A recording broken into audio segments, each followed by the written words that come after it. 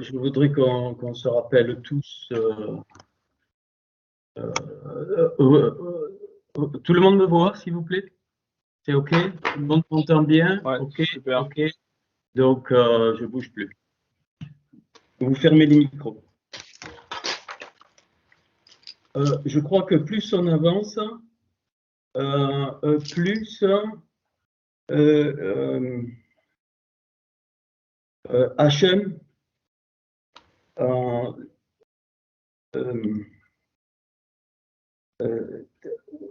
je ne trouve pas le mot, non pas qu'il déclenche, mais il a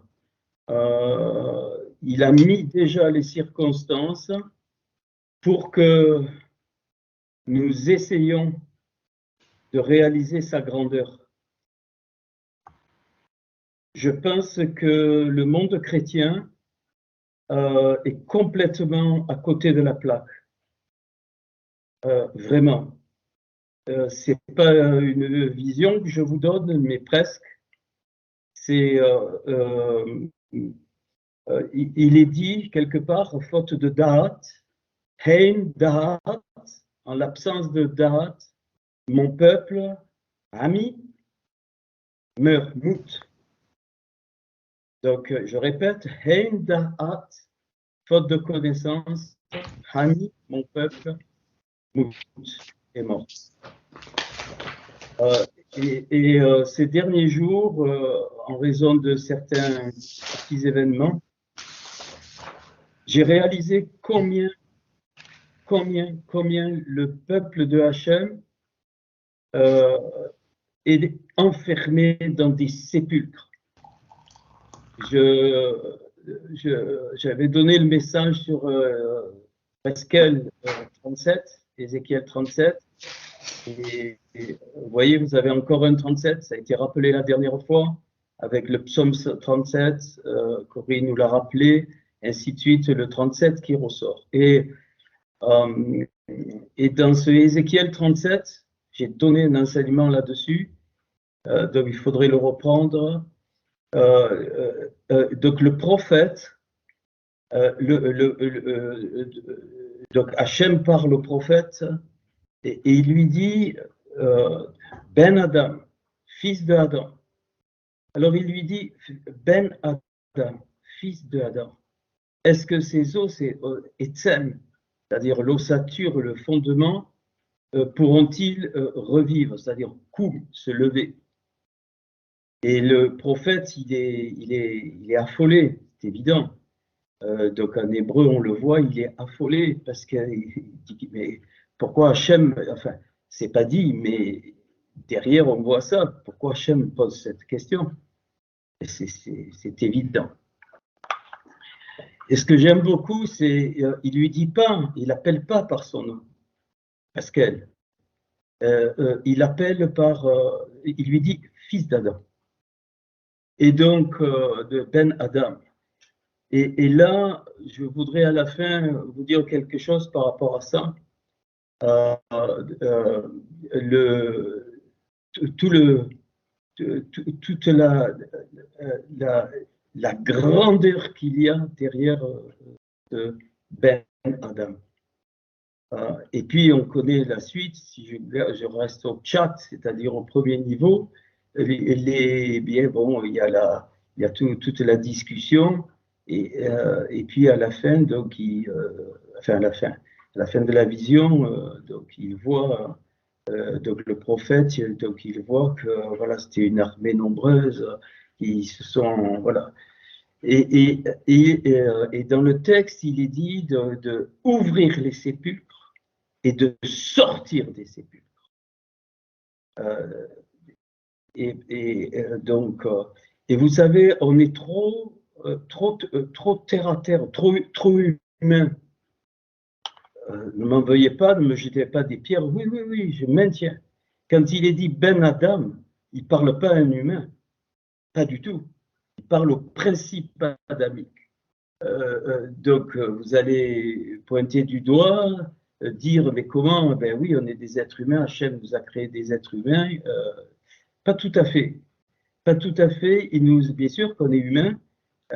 Mais ce qu'il faut comprendre, c'est que notre vie, elle est venue de cette yérida, de cette étincelle, et cette étincelle, elle n'est pas humaine.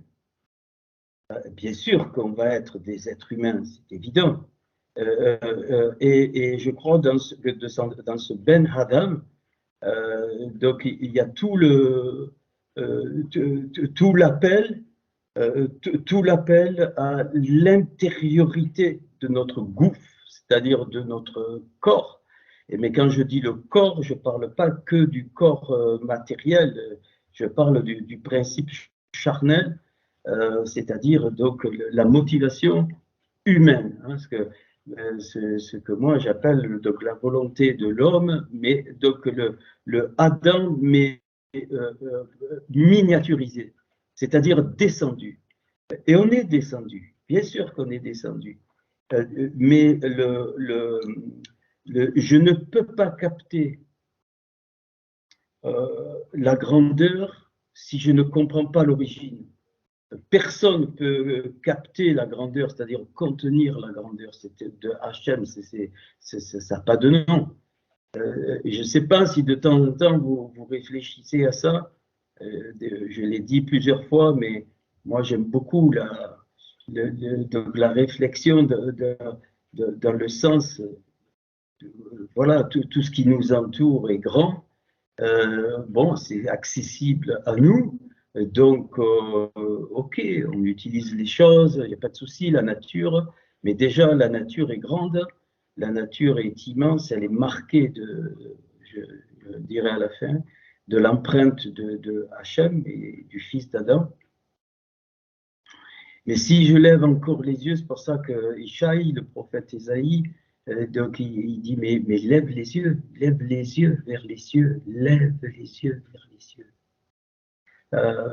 Pourquoi il dit ça? Il dit contemple la grandeur, contemple la magnificence, la splendeur, la hod. Le mot hod, c'est un peu intraduisible en français, mais bon, on va dire splendeur, le kavod, la gloire, le kavod, le poids de Hachem dans tout l'univers et sur notre terre et dans nos vies. Et donc, et je m'aperçois que beaucoup sont encore enfermés, et peut-être moi-même aussi, hein, je ne me mets pas à part, mais il y a des niveaux plus ou moins de sépulcre, de sépulcre de mort. De sépulcre de mort, mais pas la mort de Hachem, parce qu'Hachem a créé la mout. La mout, c'est la même racine que émettre la vérité. Hein, il suffit de rajouter une lettre. Pourquoi? Parce que ça, c'est la mort de Hachem par sa justice, et c'est une grâce. La mort est une grâce, parce qu'après la faute de Adam Arishon, si nous vivions éternellement dans un état comme nous le voyons aujourd'hui de mal et de souffrance, c'est pas tenable. Donc la mort a été une grâce. Donc, la mort de Hachem, le mout, c'est pour ça qu'il y a juste de différence avec le Hémet, c'est la vérité. Évidemment, le Hémet, le Aleph supplémentaire qui vient d'en haut, eh bien, va donner la vie, c'est clair. Hein. Le Hémet, c'est la vérité, donc c'est la vie, c'est pareil. Mais c'est une mort humaine. Il a introduit la mort humaine, c'est ce que j'ai compris. Hein, je vous amène dans ce que j'ai compris. Après, vous faites le tri. Donc la mort humaine était nécessaire. C'est une très très très grande grâce et justice de Hachem. Pourquoi? Parce que quelles que soient les différences humaines que les êtres humains font, eh bien tout le monde passera par mout. Riches, pauvres, grands, tout le monde. Même ceux qui ont des prétentions, qui pensent qu'ils vont trouver par la science des choses pour rendre l'homme, entre guillemets, éternel. Il y a des milliardaires qui sont propulsés dans l'espace. Bon, pour moi, c'est du n'importe quoi. Donc, nous sommes tous, et ça, c'est une grande justice. C'est-à-dire que le mout ici est transformé jusqu'à ce qu'on arrive au Hémet. c'est-à-dire c'est fini, quand on ne revient plus, ou à la fin, donc c'est une grande joie de savoir que tous les êtres adamiques, sans exception, je dis bien sans exception, et je ne parle que des êtres adamiques, sans exception, tôt ou tard seront reconstruits d'une façon ou d'une autre, les juifs, les non-juifs, ainsi de suite, et donc ça, c'est vraiment plus qu'une espérance, c'est une certitude. Après, les êtres non adamiques, même s'ils ont des formes humaines, ça ne nous regarde pas. C'est Hachem qui s'occupe de ça, sauf si on a quelques révélations. Et donc, et je me suis aperçu l'état désastreux, catastrophique.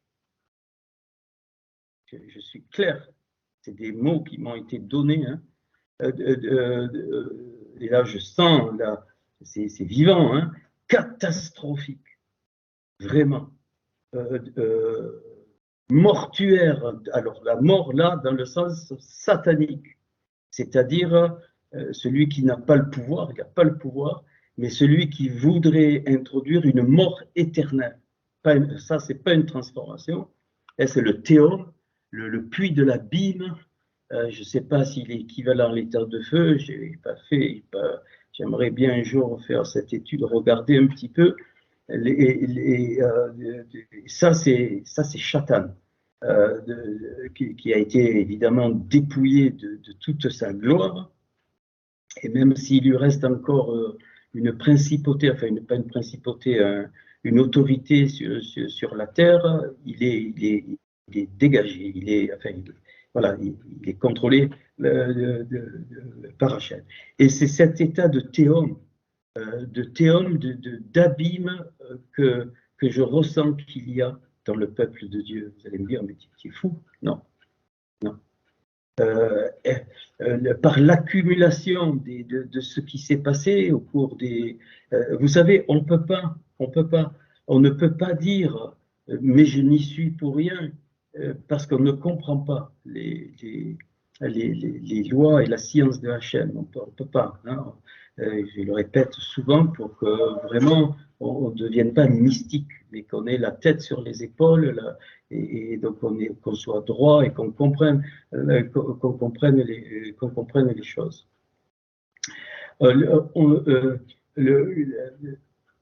Adam Arishon, qui contenait tout, a chuté. Point. Et la conséquence, c'est que toutes les âmes qui sont sorties, enfin tous les êtres humains qui viendront après lui, eh bien, récupèrent la conséquence de sa chute. Donc, on ne peut pas se dispenser, on ne peut pas dire, mais ça ne me concerne pas. C'est comme ça, c'est une loi de Hachem, tous les hommes sont mortels parce que c'est la conséquence de la chute. Or, apparemment, entre guillemets, nous, on n'a pas chuté, on n'a pas fait la même chose. Eh bien, on subit quand même, parce que ce que j'ai compris à petit niveau, c'est que Hachem ne regarde pas à l'individu, mais il regarde au corps adamique. Donc, il regarde au corps qui, lui, qui doit être éternel.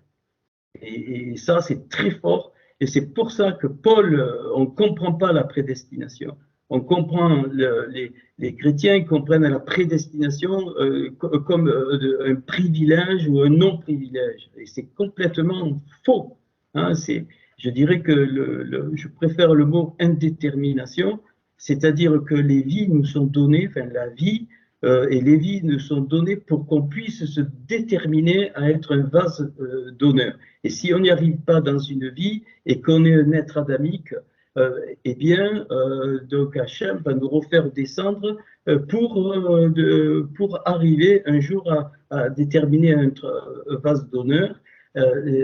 Et à ce moment-là, eh bien, c'est le principe du salut, le principe du Yeshua, c'est ça. C'est pas du tout ce que, pour moi aujourd'hui, c'est plus du tout ce qu'on a appris. Donc c'est ça, et c'est-à-dire que dans une vie, quand la révélation vient de Hachem, Et bien sûr qu'en tant que Goy, par les mérites de Yeshua, j'accède à ce principe du Yeshua, à ce principe du salut, et donc je sais que je suis en train de réparer. Et ça fait rien. On court vers le but tous ensemble pour remporter le prix de la victoire. Ça, c'est net. Et si on n'y arrive pas, ça ne veut pas dire qu'on se cucule les petits oiseaux. Non. Quand Hachem révèle et quand Hachem nous met dans une situation, c'est pas, on devient responsable. C'est pour ça que Paul, dans l'Épître aux Hébreux, dit clairement celui qui pêche volontairement en ayant eu connaissance de cause. Valait mieux pour lui qu'il ne connaisse pas. C'est ça. Alors, et la connaissance à ce moment-là, c'est pas l'information. La connaissance, c'est prendre conscience et comprendre effectivement c'est ça et je le refuse. Parce que ça ne m'arrange pas, parce que ça ne va pas dans le vent, peu importe toutes les raisons qu'il peut y avoir. C'est pas le fait d'entendre, combien de gens entendent la Torah, tout ça, mais Hachem, il est juste. Il ne va pas te reprocher, même si tu as entendu, mais que tu n'as pas compris que les tilts ne se sont pas faits, il ne nous reprochera jamais au-delà de la compréhension et de la conscience que nous avons eue de la vérité. Et c'est pour ça qu'on est tous différents, tous dans des temps. Et c'est magnifique, ça te libère. Et c'est ça, je te dis ça pour qu'on puisse, qu'on sorte des sépulcres. Ces sépulcres qui sont complètement sclérosants et qui nous mettent dans des prisons parce qu'on pense que le salut, c'est ça. Et si je ne me donne pas à Yeshua, je suis condamné. Et si l'autre, il ne se donne pas à Yeshua, il est condamné parce qu'il est écrit, il est donné à l'homme de vivre une seule fois, après quoi vient le jugement. On reprendra ce verset plus tard, c'est pas ça qui est dit. Donc, en français, c'est ça qui est dit, mais pas du tout. C'est un peu ce que j'ai expliqué tout à l'heure. Et donc, ça, et j'aimerais que qu'on puisse entrer tous ensemble dans cette dimension magnifique. Donc voilà, alors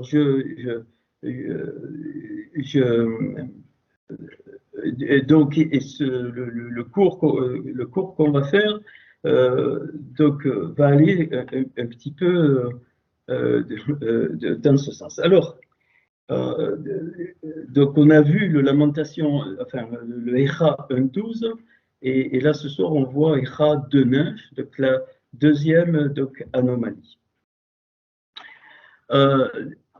Et donc la Jérémie, donc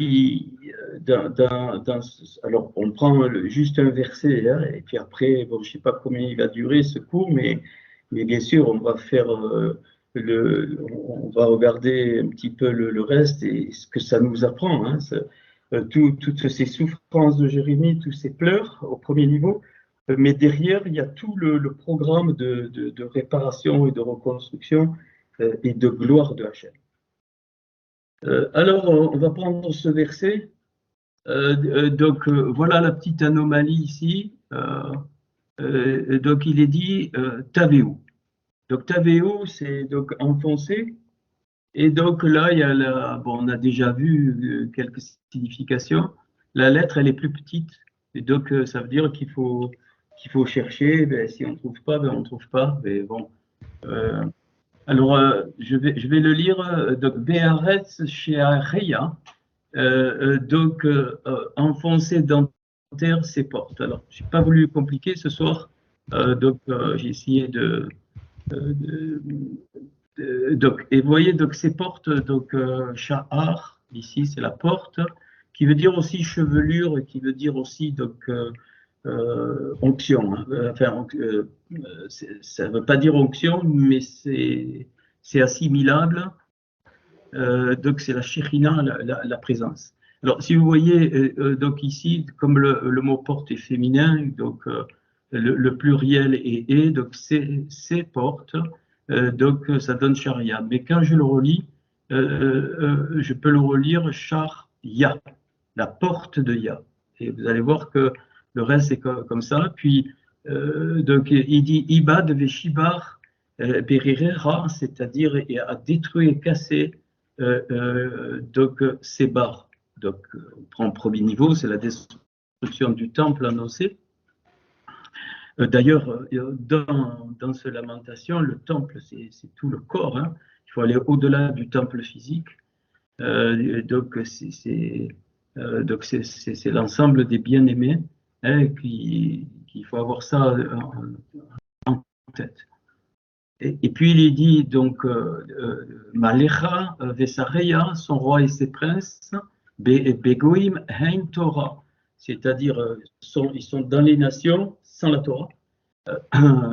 Puis et en plus Gamneviya, c'est-à-dire aussi ces prophètes.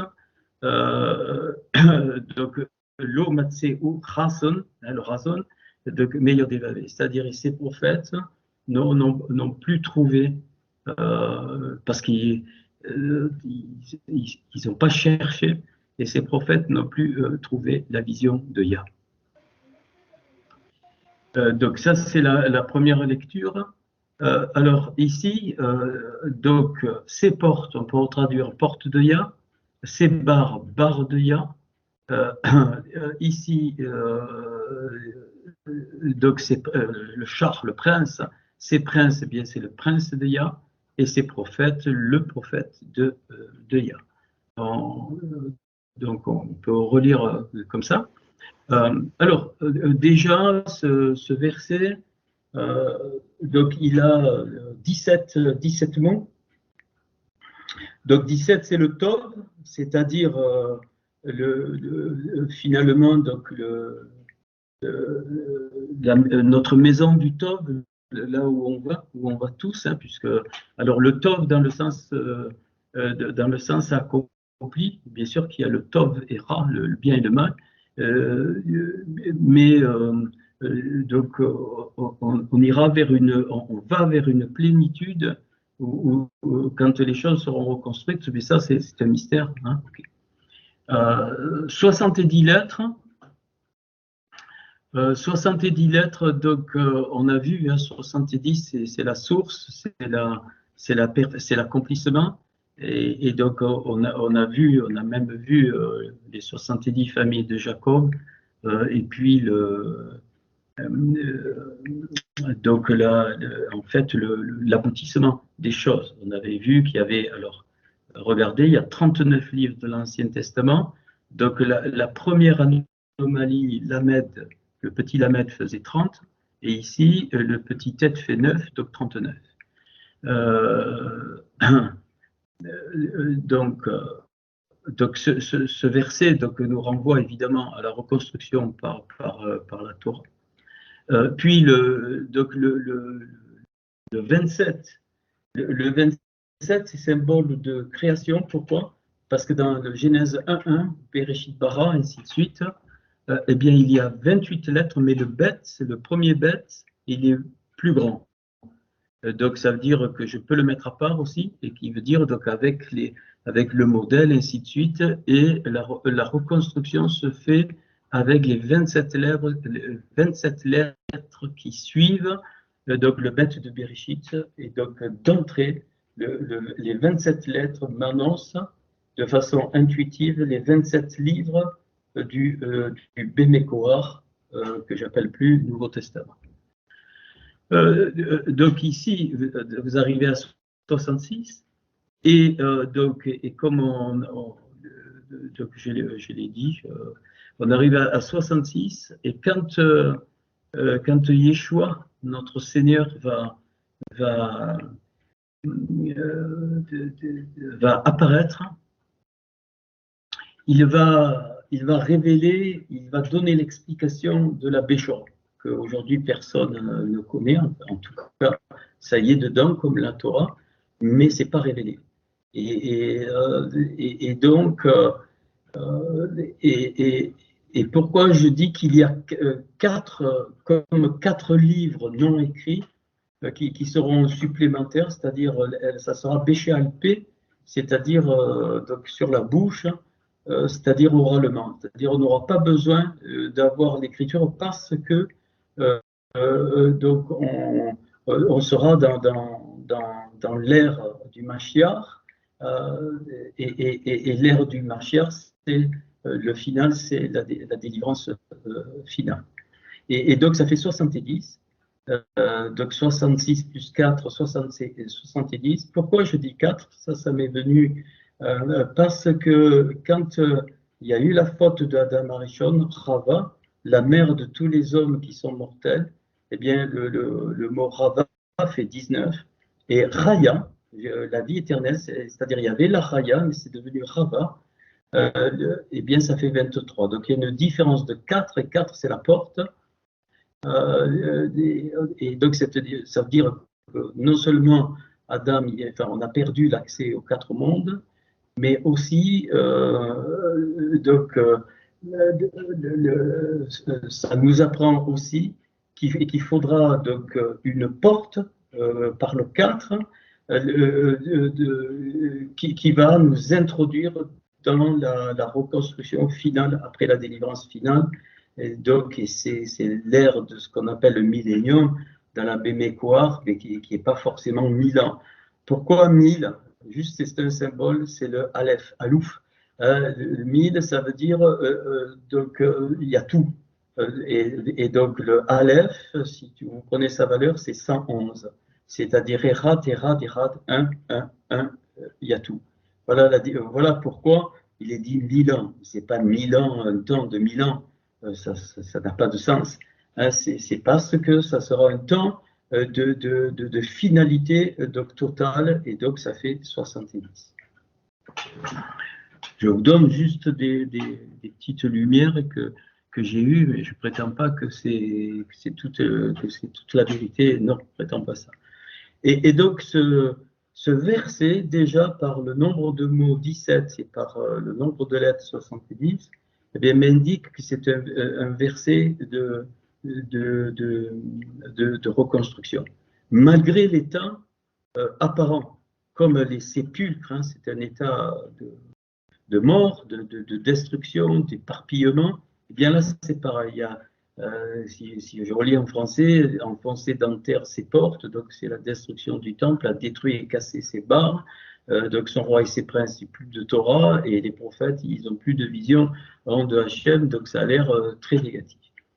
Et pourtant, derrière, eh bien, il est caché des choses, enfin, en tout cas, j'ai trouvé quelque chose, quelques éléments, comme la dernière fois, qui vont nous montrer donc que derrière cet état, eh bien, Hachem donne des éléments pour la reconstruction et donc pour une espérance glorieuse. Alors, quand je regarde, je vais exprès doucement pour ceux qui notent. Vous voyez, j'ai décomposé en partie 1, partie 2, partie 3, partie 4. Donc, je n'ai pas fait ça comme ça. C'est que ici, donc la porte de Yah finit cette partie, les barres de Yah finissent cette partie. Donc la Torah, qui est importante, finit cette partie, et donc de Yod et Vavé finit cette partie. Voilà, et à partir de là, on peut un petit peu. Alors quand je regarde d'un peu plus près, donc les valeurs, je vais un peu vous en dispenser des valeurs. Vous voyez la partie coloriée ici correspond à cette partie coloriée qui a la même valeur, c'est-à-dire ici 293 et 887. Pardon, les 87, donc qui fait, excusez-moi, hein, donc qui fait 380.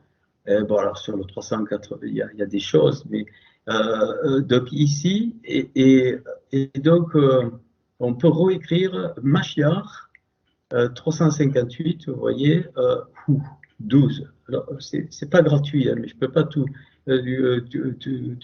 expliquer.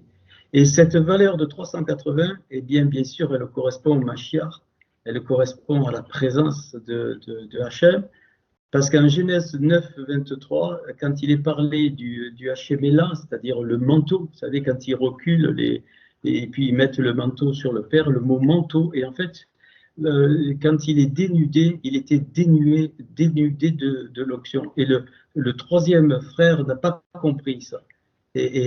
Or, les deux autres qui représentent les Goïms et les Juifs, eh bien, ils ont compris.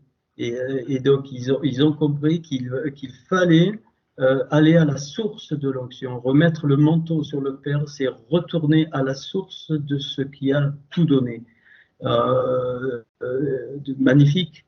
Donc, Hachémélar, c'est exactement la valeur de 380, c'est-à-dire donc le Mashiach, lui, ou l'onction, ce que vous voulez.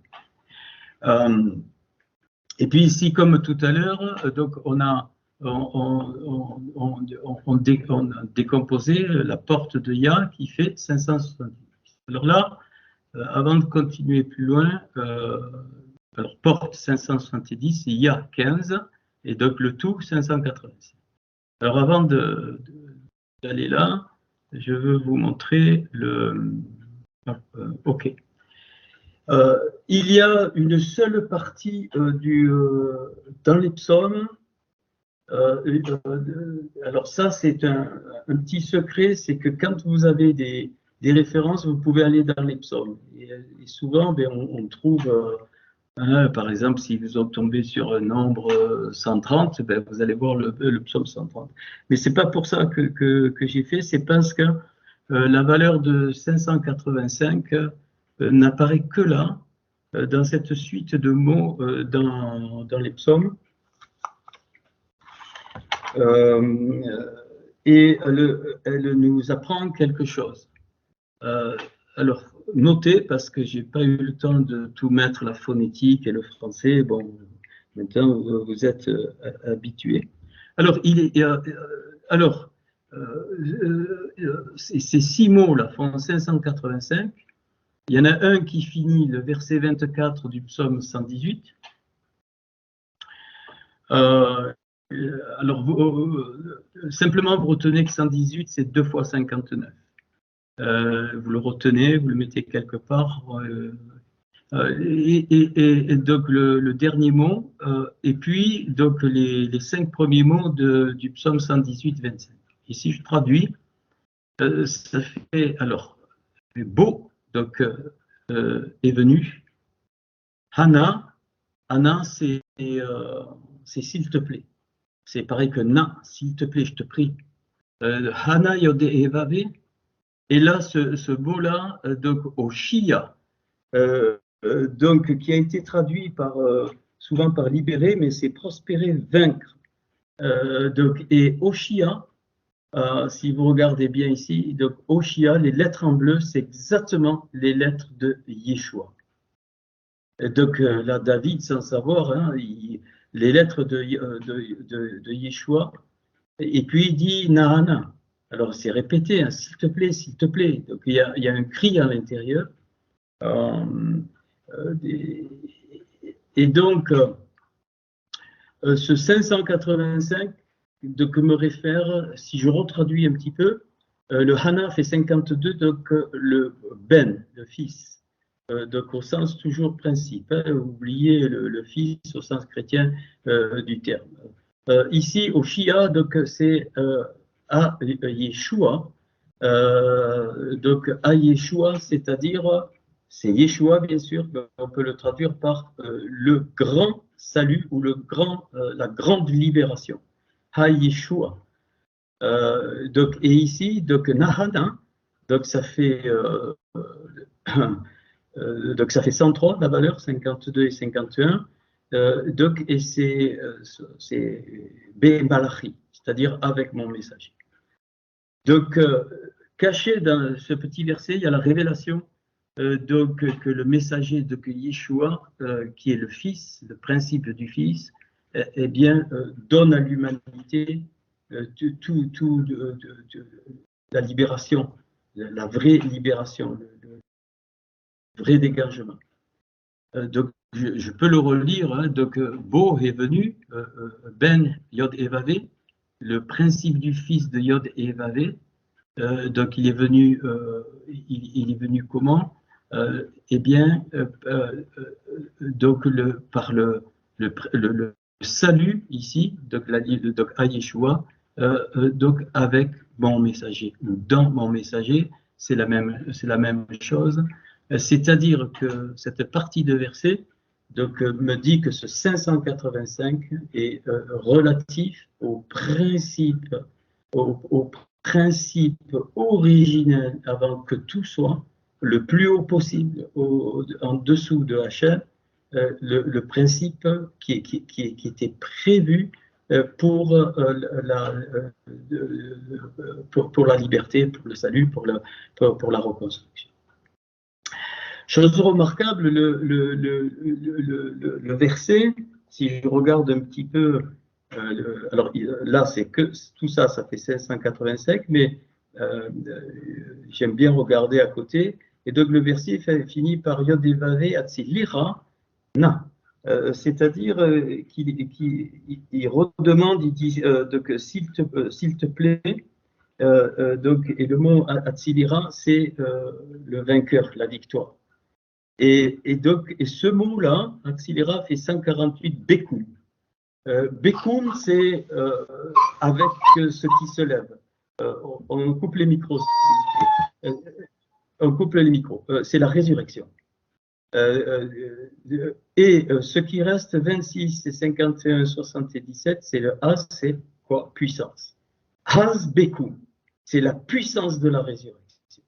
Donc, cette partie-là bien me dit que dans le principe du salut qui est inhérent à toute chose, tout, absolument tout, et qui est le principe du Fils, eh bien, il va être effectif par la puissance de la résurrection. Et c'est pour ça que la Torah m'annonce la résurrection des morts, hein, le koum des métim.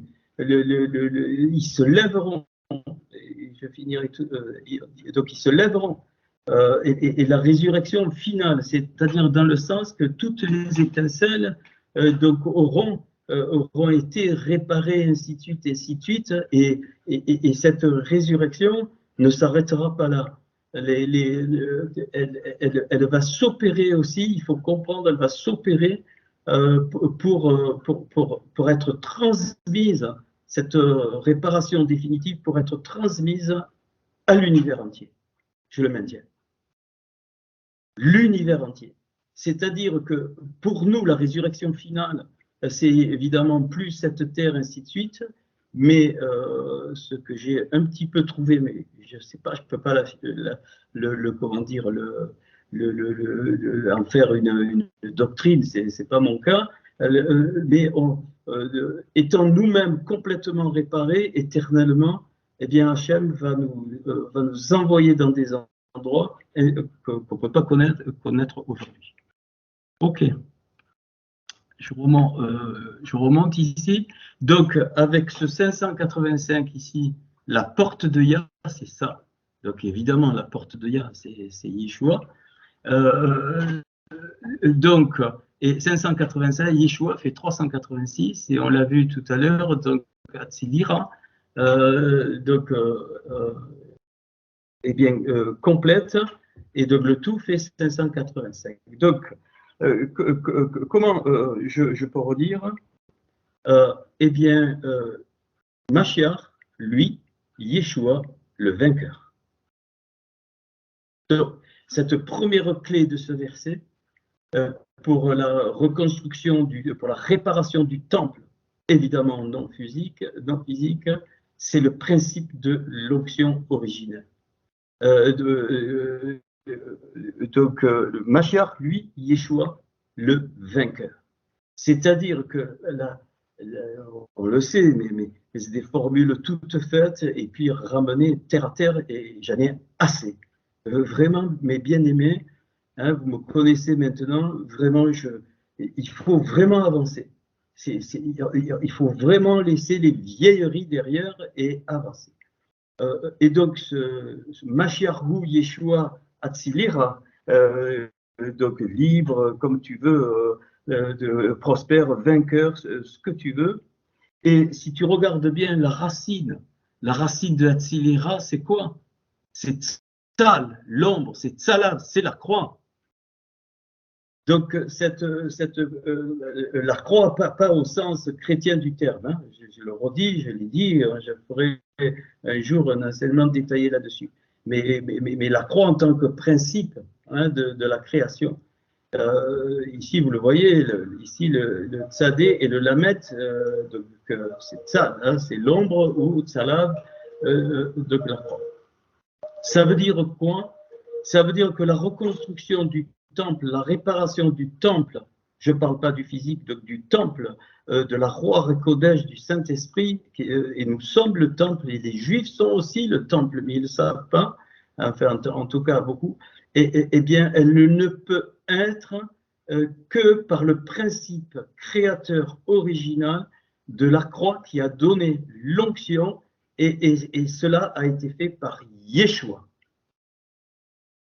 Yeshua a été créé par Hachem, avec tout à l'intérieur.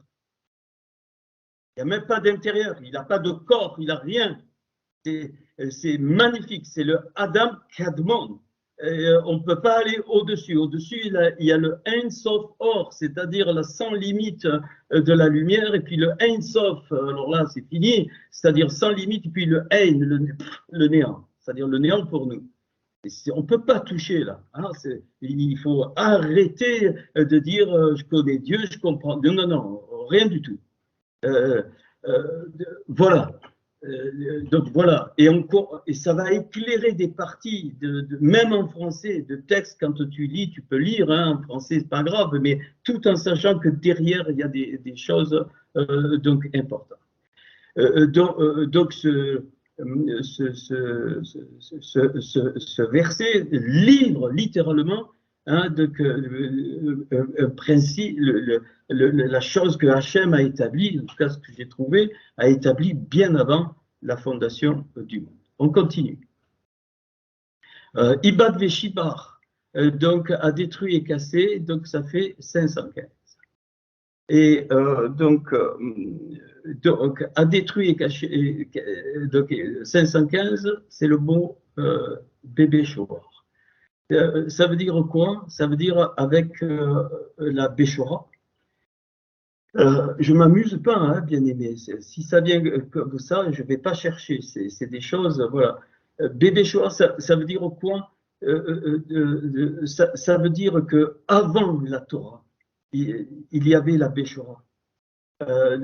Donc, a détruit et cassé quoi? Donc, la Béchora, elle a détruit et cassé quoi? Toutes les barres que l'ennemi avait mises pendant la création, le théum, les choses, voilà, toutes les forces négatives que Hachem n'a pas supprimées, mais qu'il va utiliser en mal pour reconstruire. Et ça, il faut le comprendre. C'est-à-dire que c'est comme une graine qui s'est déroulée. En fait, la Torah est sortie de la Béchora. Mais la Béchora, ce n'est pas celle qu'on lit en français. Elle est bien plus profonde. Et Yeshua nous en a donné que quelques explications. Et je pense, je suis quasiment sûr que Yeshua n'a pas voulu, il n'y a pas eu d'écrit, il n'y a eu que des rapports d'écrits. Pourquoi? Parce que ça ne pouvait être que halpé, c'est-à-dire sur la bouche, c'est-à-dire oral, parce que il expliquait des choses à ses disciples qu'on ne pouvait pas écrire. Et donc la Béchora n'est qu'une partie de ce qui a été dit. C'est pour ça qu'il est écrit même dans un endroit que si les livres ne suffiraient pas pour contenir tout ce qui a été fait. Alors sortez du cadre chrétien, je vous en prie, hein, parce que sinon vous allez tout mélanger. Et là, donc, a détruit et cassé, oui, a détruit et cassé les puissances du mal au moment de la création. Mais pour faire apparaître la vie. C'est ça, hein, la Béchora révèle la vie éternelle. La Torah aussi, mais c'est caché, parce que la Torah sort de la Béchora. Donc on fait un sens inverse, la Torah d'abord, puis la Béchora, et donc ça veut dire que la Béchora elle-même est sortie de quelque chose de plus fort. Hein, c'est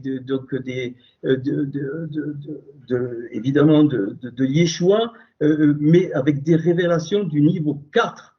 C'est pour ça que je parle du 4, 66 plus 4 fait 70. Donc du niveau 4, ça veut dire c'est complet, il y a tout. Mais ça, on ne peut pas.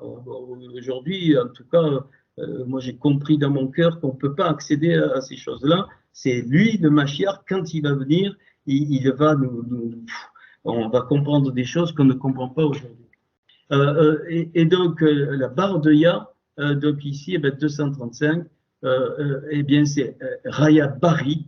Alors, là, j'aime bien la subtilité. Donc, le Ben, c'est le fils. Le fils au sens principe, ainsi de suite, ainsi de suite. Et le bar, le bar, eh bien, c'est le fils aussi, donc ici il est écrit mon fils, mais qui est en train de créer. Bari, Bara, c'est créer. Bari, mon fils qui est en train de créer. Ben, c'est le principe du fils, 52, et Bar, c'est qui est en train de réaliser, de faire apparaître. C'est pour ça que c'est Bara. Et c'est quoi le bara, c'est qu'il fait apparaître de quelque chose que personne ne comprend. On a traduit par ex nihilo, mais le vide n'existe pas. Le néant, c'est une fumisterie totale. Voilà. Et donc, comment je retraduis cette deuxième petite partie? Eh bien, dans la Béchora, la vie de mon fils au sens créateur. Donc, il y a déjà deux clés là, hein, pour nous. Donc, évidemment, ça peut s'ouvrir et à chaque point, là, tu vas trouver des choses. Donc, le Mashiach, l'onction, on vient de voir, hein, donc, donc la partie donc, créatrice du Fils, donc, qui est là, donc, a cassé et détruit Bardoya. Mais en même temps, on peut le comprendre, casser et détruire tous les principes de l'homme qui casse et détruit. Pourquoi? Parce que la Béchora ne peut pas être humaine. La Béchora ne peut pas être comprise humainement, comme la Torah d'ailleurs, mais en plus, elle a la vie éternelle en elle. Donc, ça ne peut pas être quelque chose qui vient des êtres humains. Ok. On passe à la troisième partie. Donc, il est dit donc Melecha, donc son roi, donc Fécharia, donc ses princes, donc son prince, donc Begoïm, Hein, Torah. Donc ici, son roi et ses princes, eh bien, donc totalisent ici, et 616, c'est la Torah. Qu'est-ce que ça veut dire? Ça veut dire que même personnellement pour nous, on retrouve sa royauté et son autorité par la Torah. Évidemment, on descend, la Torah nous amène à la Béchora, hein, mais même ceux qui sont dans la Béchora, il faut qu'ils aillent chercher dans la Torah parce que la Torah est une conséquence. Et la Torah, donc, qui est la même racine que amitié, Ruth, c'est les mêmes lettres. Hein, Ruth, elle est ici, voilà, Ruth, c'est l'amitié. Donc, c'est une connexion avec donc Hachem pour que nous devenions rois et princes. Et ça, les chrétiens, ils sont nuls là-dessus. Tu es un roi, pas dans le sens dominateur. C'est pas ça qui est dit. Un roi comme David, David Améler. Il est le principe de la royauté de Hachem, magnifique. Donc, ce n'est pas un roi dominateur, c'est un roi qui aime son peuple, qui est le vrai roi, il est identifié à son peuple Et sa grandeur vient du fait qu'il est capable de parler à un sujet quelconque. Et en fait, ici, est révélé qu'une partie, donc une partie de notre cœur doit être dans l'humilité. Vous savez, les gens qui essayent de dire qu'ils ont, enfin ça c'est vraiment au petit niveau, et souvent ils n'ont rien. Hein, excusez-moi, ils n'ont rien du tout.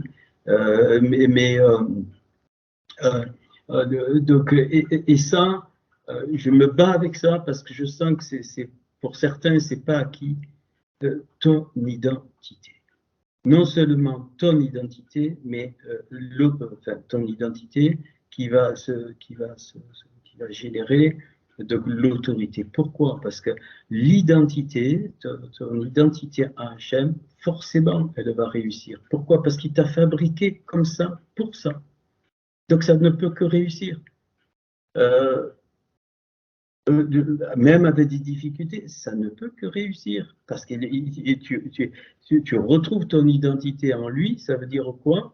Eh bien, ça veut dire que tu acceptes comment il t'a créé, qui tu es, tu l'acceptes. Et tu ne vas pas te faire comment on appelle, que les femmes se font tirer les peaux, les conneries, là, se font tirer les seins, se mettre des horreurs. Quoi. Ça devient des horreurs. Mais là, tu es comme tu es. Il n'y a pas besoin d'essayer de te transformer, tu vas devenir un monstre. Et donc forcément, l'identité retrouvée, au fur et à mesure que le potentiel se révèle, eh bien l'autorité s'exerce. L'autorité, c'est pas donner des ordres. L'autorité, c'est les compétences. Tu sors les compétences et tu n'as pas besoin de dire les gens reconnaissent autour. Voilà. Et ça, c'est la Torah. C'est la Torah qui le fait. Donc, puis ces deux mots, alors qu'ils sont parfaitement symétriques, que Begoïm Hein, c'est-à-dire dans les nations, rien, c'est 61 et 61. Et d'ailleurs, le 61, c'est Navi, c'est le prophète. Je ne vais pas m'attarder là-dessus. Enfin, peu importe. Mais pourquoi dans les nations, rien? Eh bien, parce que les nations ne peuvent pas recevoir la Torah. Ils ne peuvent la recevoir que par le principe de la croix. Et les Juifs aussi, mais ils ont au moins la Torah. Et les Juifs rentrent dans la Béchora, peut-être par révélation ou autre. Mais les Goïms qui n'ont rien, ici, 122, c'est Tzalav, c'est la croix, ici, 61 et 61, nous passons par là. Mais nous devons descendre pour aller chercher dans la Torah donc les secrets. Et puis, Torah explicite à la fin. Donc, si je retraduis cette petite partie 3, donc Atorat Salat Torah, ça veut dire, alors en hébreu c'est joli, je trouve, Atorat Salat Torah. Alors, au fait, le Tzala, je ne sais pas si je vous l'ai dit, mais vous savez, le Tzadé c'est 90, donc, et le Lev, ici, le cœur, c'est 32. Or, le livre des Lamentations, c'est le 32e livre. Donc 90, c'est 9, c'est pareil, tu peux enlever le 0. Et vous savez, vous voyez, donc, au verset 9 ici, peu importe, mais le tzala veut dire aussi l'hameçon du cœur. Je ne sais pas si c'est quelqu'un qui m'a envoyé un message, mais il ne faut pas me déranger, sauf pour une anomalie. Ok. Donc, je répète, Atorat Salav Torah, c'est-à-dire que tu traduis directement la Torah de la croix, c'est la Torah. Entre guillemets, il n'y en a pas d'autre. Alors, ça ne veut pas dire que tu vas aller les Juifs et leur donner des coups de croix, hein, c'est pas ça du tout. Hein, mais donc, du principe, la Torah du principe de la croix, c'est la vraie Torah. Et c'est pour ça que toute la Torah se résume, tu aimeras ton prochain comme toi-même. Enfin, tu aimeras ton prochain comme tu voudrais qu'il t'aime, et tu aimeras le Seigneur, ton Dieu, de tout ton cœur, de toute ta force. C'est tout résumé là. Si ta Torah ne te conduit pas à libérer ton prochain, ta Torah, elle est mystique. Elle est religieuse, tu es cuicui, les petits oiseaux en haut, et ça, c'est stérile. C'est de la stérilité. Et même si tu peux connaître par information la Béchora, c'est pas pour ça que tu que tu n'es pas mystique, au contraire, c'est même pire, l'histoire nous le montre. Donc, trois grandes choses pour la reconstruction donc, du temple. Je ne vais pas les redire chaque fois, vous les apprenez chaque fois, vous notez. Et puis, donc la fin, donc aussi ces prophètes, et puis les non trouvées visions de Hachem. Alors là, ces prophètes qui ont perdu la vision, écoutez, je crois que depuis 1700 ans, on peut tous les mettre dans le même panier. Voilà. Je vous blesse, je n'ai rien à faire. Tous dans le même panier, pourquoi? Parce que l'Épître aux Hébreux me dit qu'il n'y aura plus de prophètes comme il y a eu. Donc, et le prophète d'aujourd'hui, entre guillemets, c'est pas un ministère dans le sens chrétien du terme. C'est toute une vie et il est donné pour simplement connecter le peuple de Hachem, le peuple à Hachem, comment redonner des lumières sur des choses. C'est ce que, en tout cas, je suis arrivé à cette conclusion.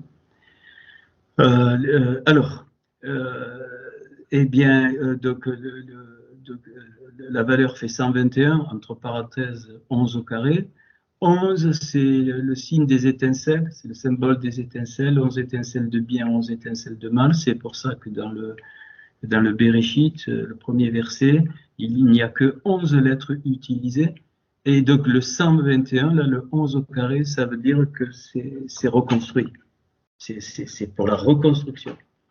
Et donc, et ça fait quoi, 121? Eh bien, ça fait donc Améler Yod et Vavé, c'est-à-dire le roi Yod et Vavé.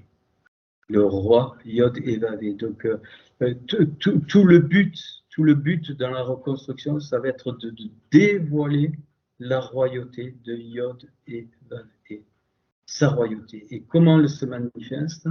Eh bien, c'est comme si ces termes te disent, ben non, il n'y a plus besoin de trouver de vision, parce que c'est fait. Donc c'est ça que je comprends même en hébreu.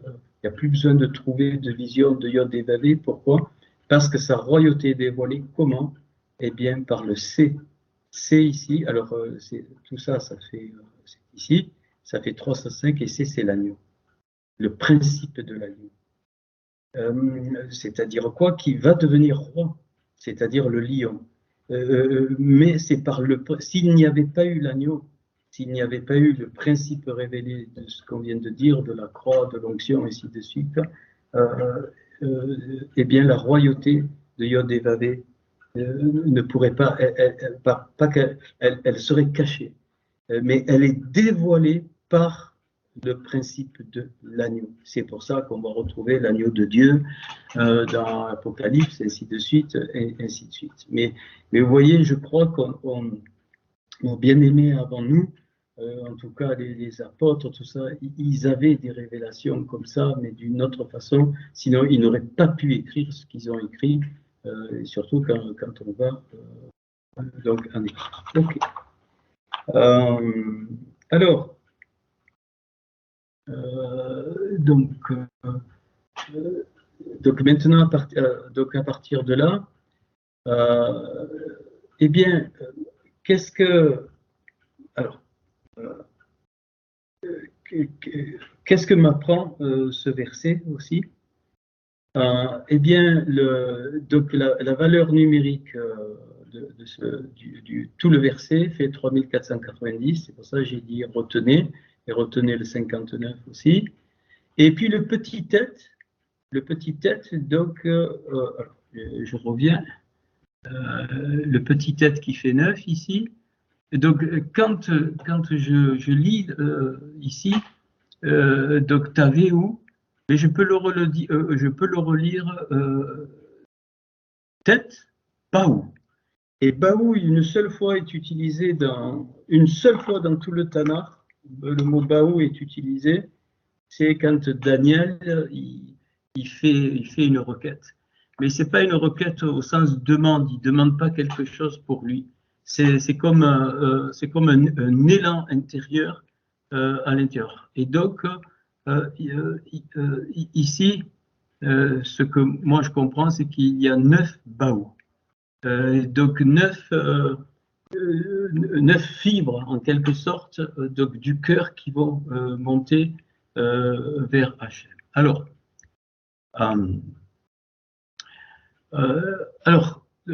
mais si donc la valeur numérique du verset, je lui enlève le petit tête, il y a 9, et puis après, bien ça fait 3481, et 3481 c'est 59 fois 59.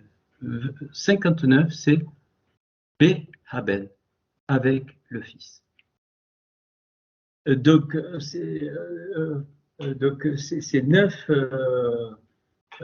forces, allez, on va dire comme ça, c'est 9 intentions, c'est 9 cris de l'intérieur par rapport à Hachem, eh bien, c'est des cris relatifs donc au Fils et qui nous donne quelques petites clés donc de la compréhension de ce verset. Alors, évidemment, je cherche avec les programmes que j'ai établis. Donc, la valeur 59 dans tout le livre de la Genèse sort 21 fois. 21 fois, 21 c'est Yé, je suis de toute éternité. Mais donc il y a des fois, il y a par exemple ici, ce mot ici sort 4 fois, ainsi de suite. Donc, mais les mots différents qui valent 59 dans toute la Genèse, il y en a 9, pas plus. Alors vous voyez comment ça se construit, hein. Donc il y en a 9. Alors donc, le premier c'est Ve'even, donc Bereshit 2.12. Donc quand il est parlé, vous savez, il y a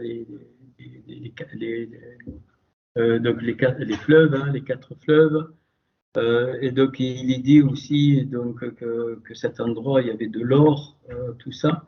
Donc Ve'even c'est la pierre, donc c'est le fondement. Mais il est parlé de la pierre d'onyx, c'est-à-dire le Hachem, ici, donc Hachem. Et cette pierre d'onyx, donc Hachem, donc eh bien donc c'est du feu. La pierre d'onyx c'est du feu. Donc et vous voyez ici au centre vous avez C, vous avez l'agneau, Shin et He, c'est l'agneau. Mais aussi si vous allez lever le et ici, vous avez Hachem. Là, ça me plaît. Donc le feu de l'agneau de Hachem. Mais quand je remets le et, c'est le souffle. Donc ce fondement, c'est le souffle, donc le souffle de Hachem dans le nom. Hachem, c'est le nom. Et donc, et c'est la même racine que vous voyez, Shan ici, le nom. Donc, aussi, c'est la même racine que ici, là. C'est-à-dire que le fondement, il est là. Il est dans le Fils, dans le principe du Fils, Ben, donc ici. Donc, et c'est ça, le Ben Elohim. On a traduit par Fils de Dieu, Ben Elohim, c'est ça. C'est-à-dire, c'est le premier fondement. Ok. Et puis, le deuxième nom qui fait 59, le deuxième mot qui fait 59 apparaît en Genèse 8.20.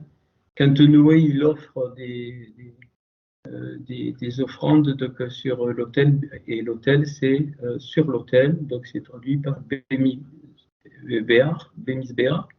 Donc sur l'autel, ça fait 59. Donc évidemment, on comprend là que c'est le Fils sur l'autel, c'est-à-dire l'offrande préfigure donc l'offrande au sens essence. Hein, je ne parle pas repenser à Isaac, le principe d'Isaac. Donc au sens essence, c'est-à-dire qu'il est annoncé dans ce verset qu'il faudra donc, pour la réparation de tout le temple, de tout le, de tout le peuple, en fait. Le temple, c'est tout le peuple, eh bien, il faudra donc un sacrifice sur l'autel. Et Noé, pourquoi donc, la première fois apparaît l'autel à Noé? Eh bien, c'est parce que l'humanité était arrivée à un comble d'horreur, et donc il y a eu une destruction totale. Destruction totale. Et là, on doit comprendre quelque chose. C'est que Hachem, en tout cas, moi, ce que j'ai compris aujourd'hui, c'est qu'il ne reconstruit pas sur des ruines. Il rase tout. C'est pour ça que dans Jérémie, il dit, je t'ai établi pour de renverser, détruire, de démonter, casser, ruiner, et pour reconstruire et rebâtir. Et donc l'autel, donc le fils sur l'autel, le ben sur le misbéar, donc on sait, hein, c'est cette grande lumière du Mashiach de Yeshua qui ne pouvant pas venir, eh c'est réduite pour se faire pour se montrer dans un être humain qu'on a appelé Yeshua. Eh bien, il a dû souffrir. Et donc pour nous, vous savez, peu importe, hein, mais alors on descend très bas là, mais si on n'est pas consacré, bien aimé, pas au sens consacré, ça veut dire quoi? Le kadosh, le sacré, le saint, ça veut dire quoi? Eh bien, ça veut dire que la volonté de Hachem est prioritaire. Ah, mais moi je la connais pas. Ça, je peux plus entendre ça. Tu crois que tu vas entendre une voix, tu vas aller vers un prophète qui va te prophétiser dessus ce que tu dois faire? Non. Tout ça, c'est des bêtises à mettre au rebut, au panier. Non, tu vis. Connaître la volonté de Hachem, tu ne la connaîtras jamais par une grande voix ou pas. Bien sûr qu'il peut nous dire quelque chose, mais non. Mais tu vis dans ta vie et puis tu verras qu'il y a c'est ça être sur l'autel. Il y a des convictions qui sont en toi, il y a des choses qui apparaissent au fur et à mesure et ça fait partie du chemin vers la volonté de Hachem petit à petit. À Abraham, il lui a pas tout montré. Quand il a dit monte là, Abraham lève les yeux, regarde. Il ne savait pas ce qu'il attendait, Abraham. S'il avait attendu, et c'est ça la sainteté, c'est-à-dire, bien sûr, la base c'est la émouna, la confiance, mais ça ne veut pas dire que je vais m'engager dans des choses n'importe quoi, et puis soi-disant, je marche par la foi, et puis je tombe, et puis on te ramasse à la petite cuillère. Non, tu vis tu es dans un monde, dans une vie, ça, on est descendu de niveau là, mais c'est important, et tu avances avec toutes les épreuves. Vous savez, il y a quelques... Bon, je vais y revenir peut-être. Il y a quelque chose qu'on ne comprend pas. C'est qu'on pense que si on est avec Hachem, eh bien, on n'a pas de problème ou qu'il va résoudre les problèmes. Mais c'est faux! Archi faux! Il va te donner simplement, ou du moins, la capacité de ne pas être débordé par le problème. Mais si le problème il est humain, c'est à toi de le résoudre. Et il y a plein de choses qu'on ne résout pas parce que c'est Hachem qui va résoudre le problème. Non. Ça, pareil, ça, il faut que ce soit cassé parce que tu verras pas le royaume, bien aimé. C'est impossible, j'ai compris maintenant. C'est impossible et ça explique bien combien de choses dans ces sépulcres. Prends-le par la foi, vas-y, Hachem, il va résoudre. Puis il n'a rien résolu du tout. Rien du tout. Parce que bien souvent, il permet le problème ou il les envoie pour nous éveiller. Et non seulement nous, mais notre entourage. Je pense aux familles. Hachem, c'est quelqu'un de la famille, quelqu'un du couple et de la famille. Et donc peut-être il t'arrive un problème, mais peut-être pour que ça parle à ton conjoint. Ah, ça on n'aime pas. Ben oui, ben oui, ben oui, ben oui. C'est ça sur l'autel. Ben oui. Et puis on refuse, on se dit ouais, non, mais c'est un détail. Non, non, non, non, non. Si ça parle, ben, c'est que c'est pas un détail. Et c'est ça, être sur l'autel. Et ça, c'est le principe du Fils aussi. C'est un des principes fondamentaux du Fils. C'est-à-dire, on est comme tout le monde, humainement, eh bien, on a des problèmes, ainsi de suite, ainsi de suite. Mais presque, j'ose dire que c'est Hachem qui t'envoie le problème, ou qui le permet, parce qu'il nous aime, il veut qu'on grandisse, c'est qu'on sorte de ces merdes de cercueil, toutes ces clipotes, ces écorces, ces toumas, ces bouchons, eh bien, qu'on a entretenus pendant des années. Et ça prend une toute autre tournure. Donc, la vie de tous les jours, elle devient extraordinaire, magnifique. Et tu peux être dans la chimra, dans la joie. Ça ne veut pas dire que tu ne peux pas pleurer, tu peux pleurer. Parce qu'il y a des problèmes, tu peux pleurer, mais à l'intérieur, c'est la chimra, c'est la joie. C'est parce que la émouna est là, et parce que quoi qu'il arrive, si vraiment. Alors souvent, vous savez, quand il vient le contraire de la chimra, les trucs, et puis si, pourquoi si, et pourquoi là, ainsi de suite, eh bien, en fait, c'est parce qu'on refuse de voir que ce qui nous est envoyé de négatif, c'est pour notre bien. On ne veut pas le croire. Alors, on se met, il y en a certains encore qui certainement, ils prient, Seigneur, ça t'appartient, tu règles la chose. Non, il faut arrêter avec ça. Voilà. Tout ce que ta main trouve à faire, fais-le. Et puis les choses où tu ne peux pas, ben, ça c'est sûr que Hachem, soit il fait pas, ça ne te regarde pas. C'est lui qui sait. Ok, le troisième, donc la troisième notion avec le Fils, le principe du Fils, c'est Ravila. Donc troisième mot, Ravila, Genèse 10, 29, c'est le cercle, c'est ce qui entoure, et on retrouve le fameux fleuve dont je vous ai parlé, enfin un des fleuves, le Pishon qui entourait tout le pays de Ravila, c'est le même mot. Et qui veut dire Pishon, qui veut dire augmentation qui jaillit. Donc après l'autel, eh bien c'est le principe de la résurrection. Le fil jaillissant, c'est le principe de la résurrection. Et donc pourquoi le cercle? Parce que c'est augmentation. Pishon, ça veut dire augmentation. Ça veut dire c'est la résurrection, ça s'étend. Elle s'étend. Quand tu vis ces dimensions, sans rien faire, ça s'étend autour de toi sans t'en apercevoir. Et ça c'est important. Le quatrième mot, le harim, donc frère, c'est, vous voyez, j'ai mis juste des petites notes pour se rappeler, c'est, vous savez, au moment où Abraham il dit à Lot, écoute, on est frères, on va pas se disputer, voilà, donc, alors il faudrait relire le passage. Et donc ça, c'est quoi? C'est l'unité, j'ai pas mis l'acceptation des différences pour que le corps soit formé. C'est un principe du Fils aussi. J'ai mis en rouge les principes, enfin ce que je trouve fondamental, et puis les 6 ici, eh ben, bon, c'est moins fondamental, mais ça nous apprend des choses. Donc l'unité des différences est le principe du Fils.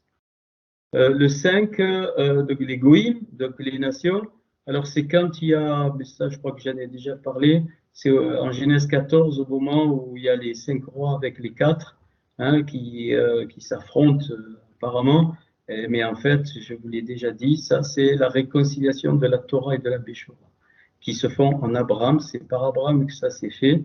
Les 5 c'est la Torah évidemment, les 5 et les 4 c'est la Béchora. Navou, Genèse 23 viendront. C'est Abraham face à Abimelech. Et donc, Abimelech, il dit donc, mon roi et mon père. Hein. Mais ce qui était intéressant, c'est qu'en parlant de Sarah dans ce passage, Abraham, il lui dit écoute, elle est la fille de mon père. Et la fille de mon père, elle est la fille de mon père. C'était sa sœur, donc elle est la fille de mon père. La fille de mon père, écoutez bien, c'est les goïms. Mais elle est la fille aussi de ma mère, c'est les juifs. Donc, pareil, donc le fils va parce que c'est par le Fils que nous sommes descendus ici-bas, soit juifs, soit goïs. Il n'y a pas d'autre classe. Hein. Dans le royaume, dans le cœur de Hachem, il y a les juifs et les goïs. Il n'y a pas ce qu'on appelle les nations, bien sûr, mais ça fait partie des goïs. Puis, donc, Veyekedou, donc Genèse 25-27, et grandir. Alors, ça, c'est à propos quand Ésaü est né, et puis que Jacob lui a pris le talon d'Ésaü. Hein, donc, ça veut dire qu'au départ, hein, Jacob devait coller donc à Ésaü, et le talon d'Ésaü, c'est-à-dire c'est la génération finale, le talon, et donc Jacob, c'était avant, quoi qu'il soit, le second. Pourquoi c'est comme ça? C'est parce que les Juifs auront la révélation de la Béchora après, mais ils tiennent le talon. Et donc ils se séparent. C'est les Juifs et Goïm qui ont été séparés, et c'est ce dont Paul parle, hein, qu'il fallait que donc Israël soit, que la chute entre guillemets d'Israël, enfin, l'écart d'Israël, l'exil d'Israël, eh bien serve pour la libération des Goïm. Banou, de Genèse 32-7, c'est la réconciliation entre donc, Jacob et Ésaü. Et là, le passage, il est merveilleux, mais bon, quand il fait les cadeaux, et en fait, dans les cadeaux, il y a il apporte, il y a 288 étincelles donc, dans la tradition juive symbolisant les étincelles de tous, quoi. Et donc il y en a 76, et donc enfin le reste, et donc quand il lui fait les cadeaux, et en fait Jacob, la réconciliation veut dire que en fait enfin les étincelles toutes sont réunies, les étincelles des juifs et des non-juifs sont réunies. Donc, et puis de Mita, donc, qui est le lit dans Genèse 47, 31, c'est quand Jacob est à la fin de sa vie, donc, et donc il penche la tête sur le chevet de son lit et il supplie Joseph de ne pas laisser ses os en Égypte, de les transporter hors d'Égypte. Qu'est-ce qui symbolise là Jacob, puisqu'il avait les 70 dans la famille, il symbolise la délivrance finale. Voilà. Alors, je vais enlever, j'espère que vous avez pu prendre des notes. Hein. Arrêter le partage. Voilà. Bien aimé. Et maintenant, donc, ce verset, donc, qui m'a amené, enfin, qui a amené jusque-là. Alors, j'aimerais qu'on comprenne que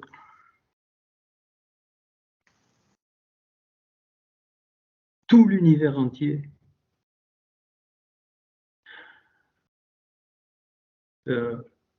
tient par le souffle de Hachem.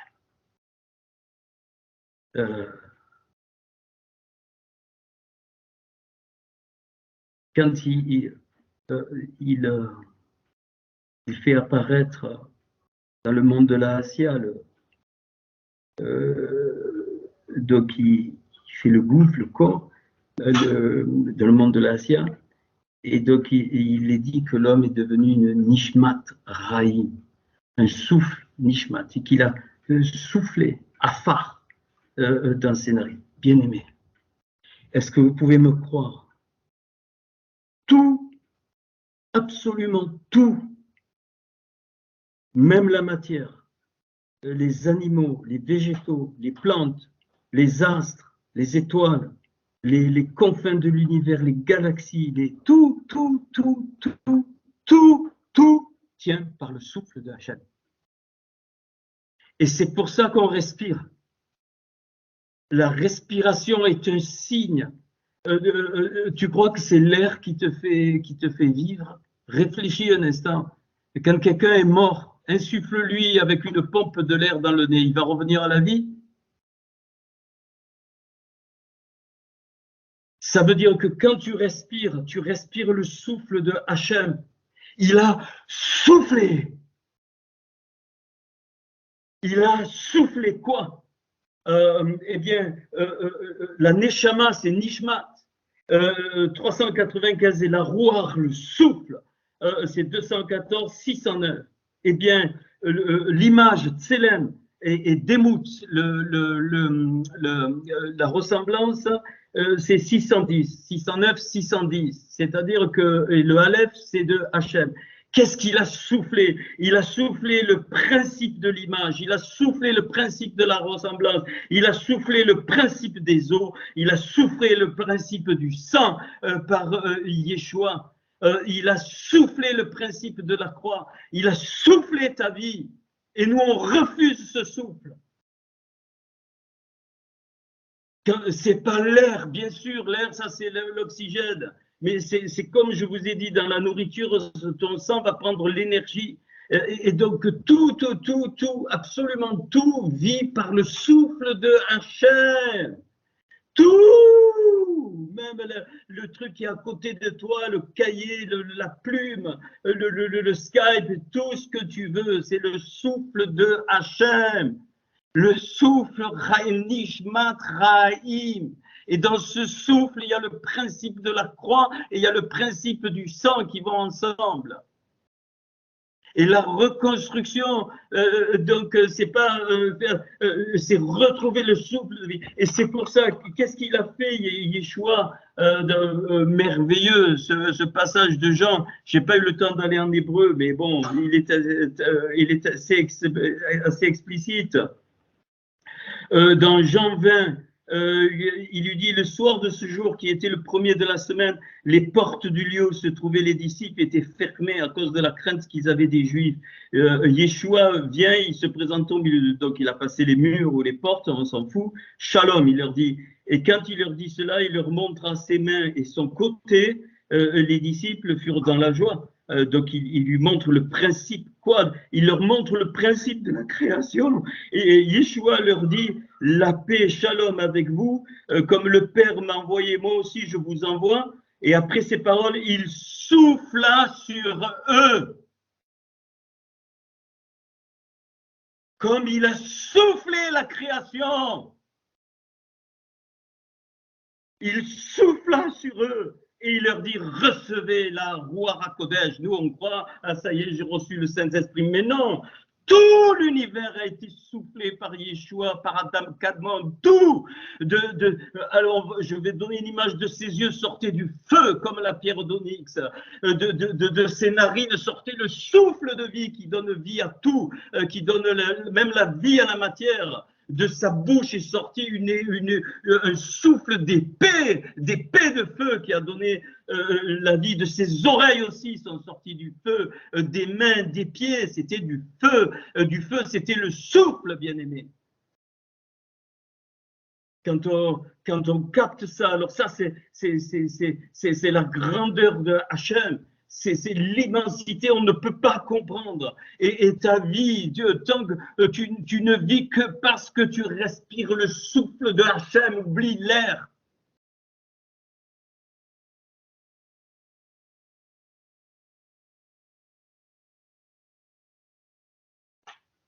Et le dernier souffle, c'est quoi? Le dernier souffle, ben pourtant il y a l'air toujours. Ah ouais, c'est les mouvements du. Mais non, mais c'est. Alors arrête avec ça. Le cœur, il s'arrête comme ça. C'est Hachem qui décide. Et donc, tu es mort pourquoi? Parce que tu peux plus respirer le souffle de Hachem. Et il te prend et tu montes, mais tu n'es plus là. Tu peux plus. Et donc, tout, quand tu regardes un arbre, il a le souffle de Hachem.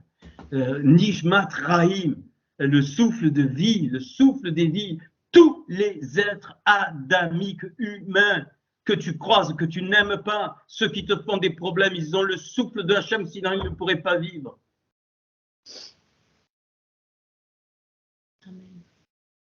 Si qu'ils soient conscients ou inconscients,